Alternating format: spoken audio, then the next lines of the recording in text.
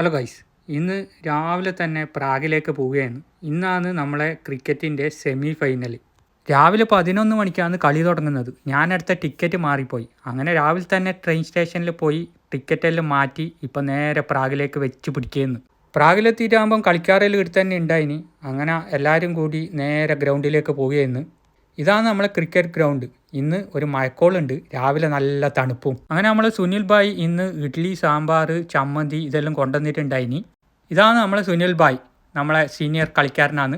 Toss നമുക്കാണ് കിട്ടിയത്. അങ്ങനെ നമ്മൾ ബോളിംഗ് തിരഞ്ഞെടുത്തു. മെയിൻ പ്രോബ്ലം എന്ന് പറഞ്ഞാൽ നമ്മളെ ക്യാപ്റ്റൻ ഇന്നില്ല.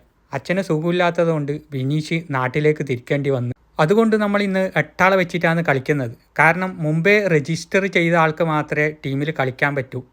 ബാക്കി 3 ആളെ നമുക്ക് ഫീൽഡിങ്ങിന് ഇറക്കാം, പക്ഷേ അവർക്ക് ബാറ്റിങ്ങോ ബോളിങ്ങോ ചെയ്യാൻ പറ്റൂല. അങ്ങനെ ഗ്രൗണ്ടിൽ ഇറങ്ങാൻ വേണ്ടിയിട്ടുള്ള തയ്യാറെടുപ്പിലാണ് ഇപ്പോൾ എല്ലാവരും ഉള്ളത്. ടോസ് നമുക്കാണ് കിട്ടിയത്, പക്ഷേ നമ്മൾ അവരെ ബാറ്റിങ്ങിന് അയച്ചു. 174 റണ്ണാണ് അവർ 20 ഓവറിലെടുത്തത്. രണ്ടാമത് ബാറ്റ് ചെയ്തത് നമ്മൾ 100 റണ്ണിന് ഓൾ ഔട്ടായി. മെയിൻ കാരണം നമ്മളെ കളിക്കാരെ കുറവ്, അത് നികത്താനും പറ്റിയിട്ടില്ല. ഈ കളിയോടുകൂടി ഇക്കൊല്ലത്തെ കളി തീർന്ന് ഇനി നെക്സ്റ്റ് ഇയർ ആണ് കളി തുടങ്ങുക. അങ്ങനെ കളിയെല്ലാം കഴിഞ്ഞ് ഞങ്ങൾ തിരിച്ചു പോകാനുള്ള തയ്യാറെടുപ്പിലാണ്. ഇപ്പം ബസ് കാത്തിരിക്കുകയെന്ന്. ഇതാണ് നമുക്ക് പോകേണ്ട ബസ്.